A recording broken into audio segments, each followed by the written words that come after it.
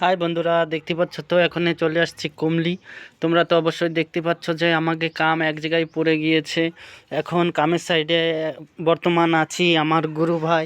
আর আজকের মৌসুমটাও সুন্দর দেশে দেখতেছ তো, ভীম চলতিছে এখন।